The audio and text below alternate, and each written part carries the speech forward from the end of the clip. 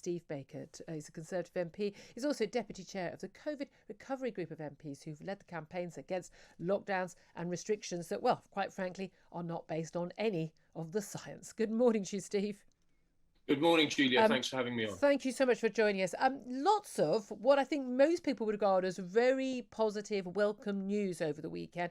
Vaccine passports ditched for now, certainly. The winter plan for COVID to be announced at a press conference tomorrow, where it's going to be relying on vaccination programme as opposed to lockdowns, closing schools, closing businesses, mask mandates and the rest. But the government has said they will keep in reserve those powers. So how hopeful are you we are actually going to have a normal winter, a normal Christmas, and we won't be back in lockdown in a matter of months?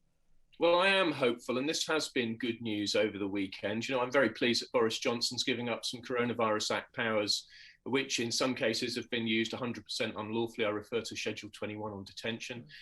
He's also very clear, I think, in his sort of posture, and what's been dribbling out is that he doesn't want another lockdown. We read that he's resolved against another lockdown, and that's what I'd expect from the Boris Johnson who I know. So I'm pretty hopeful. Of course, the government is saying that they want to keep vaccine passports, COVID status certification in reserve. I wasn't expecting them to do a total conversion back to my position, but of course, this is good news. The Prime Minister is saying that he's dead set, apparently, against another national lockdown and doesn't want to do it. He said that all 3 times we've been locked down, Steve. Why do you trust that? We know he doesn't like lockdowns, but eventually he appears to get pushed into doing them. Well, you know, during the Cold War, they used to say trust but verify, and I suppose that's what we're going to do. You know, I am a Conservative MP and he is a Conservative Prime Minister. I am going to have implacable opposition to COVID status certification. I'm always going to drive towards civil liberties. I'm always going to be very conscious of all the side effects of lockdowns and restrictions. And I'm going to keep making the case that we've been making. You know, we have to rebuild this country as we learn to live with the virus. It's fantastic news that the vaccines are working to reduce hospitalisation and death. But I think as we go through the process of rebuilding the country, it's going to become increasingly clear that draconian lockdowns and restrictions have really important side effects that it's going to take years to recover from, if at all, in the case of some people's lives. Well, indeed, some countries like Sweden didn't impose any of these sort of lockdown restrictions, and Denmark in the last few days have repealed all of their emergency legislation and have basically vowed not to go down the lockdown route again. I'm intrigued on the specific issue of vaccine passports, something you and I very much agree on in terms of how, you know, simply we're not going to save a single life, but be a massive impact on our civil liberties, very damaging for business. But Sajid Javid, the Health Secretary, was on my show last Wednesday and various other shows, and Nadeem Sahawi the day before. Both of them absolutely crucially defending, yes, they were going to go ahead with vaccine passports from the end of the month. They're saying they were absolutely needed, vital. Sunday morning in the 8 hour, Sajid Javid was talking on Sky, saying that government hasn't yet made a final decision on that. So it had been ummed and ahed at that point. And then by the time he hit Andrew Marr's show in the 9 hour, the government wasn't going ahead with COVID passports. Do we know what happened in that hour, or do we know about any new evidence that's appeared since Wednesday, or indeed in that hour, which argued against vaccine passports? Or is this just policy being made sort of on the hoof? Well, this is partly the curse of being a minister. I'm grateful I've had a short and eventful period as a minister to see it in action. But, you know, the government's policy is the government's policy until it's changed, and ministers are obliged under the ministerial code to stick to policy. So I don't know what happened, but I think it's inevitable that ministers will end up looking like, policy change suddenly, when actually the policy making process takes place generally quite slowly. But I'm just very pleased that we're now back to the position which actually Nadeem Zahawi made very plain to me when I asked him about it in a debate.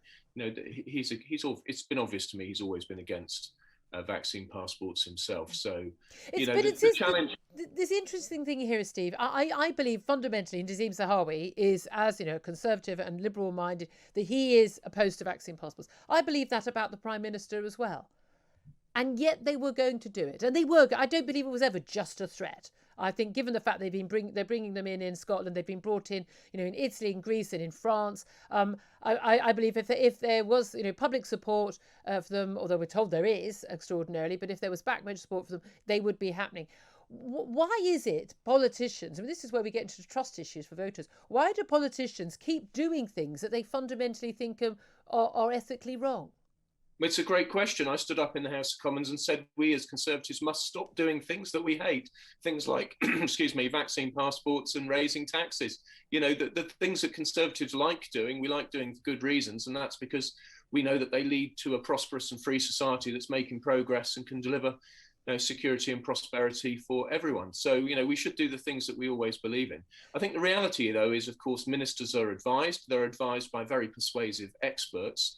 And that's why I've been working with my friend, Professor Roger Cockle, on the doctrine, which he perhaps unfortunately calls expert failure. But the point is that experts are only human too.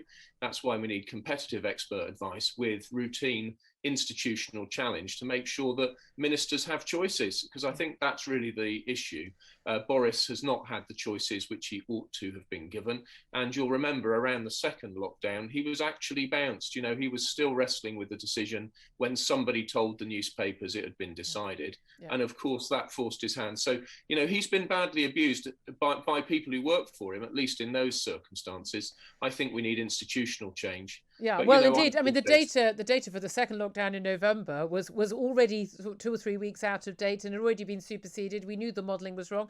And this has been a big issue the whole way through, hasn't it? The people who are most closely advising the Prime Minister, whether it's SAGE, whether it's a Chief Medical Officer, Chief Scientific Advisor and others, are using models which it's not a matter of opinion. We know they're wrong. They've been proved wrong again and again and again. Right. And yet they are the basis for every single policy. And even the doom mongers who were saying, well, if we come out of a lockdown, you know, the step 4, there'll be, you know, sky-high cases. 200,000, one Professor Neil Ferguson said we could have very soon. Nothing like that. But the schools going back, it'll go crazy. And we've had nightclubs open, no mask mandate. We were told, independent stage, this was an unethical experiment for human beings to live normally, for goodness sake.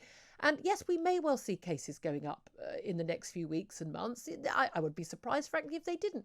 But why are any of these people who've been proven wrong so many times still going anywhere close to advising the government?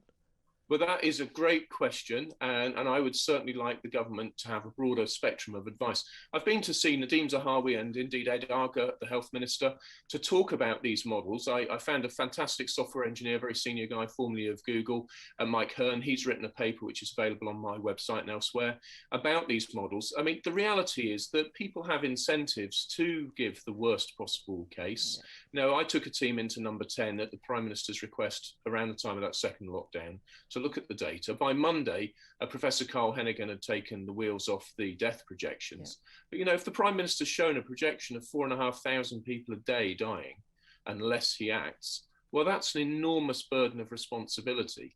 And it turned out it was wrong already, as you mentioned. You know, the hospital predictions also didn't come to pass. So the power of these models to control our lives is vast and terrifying.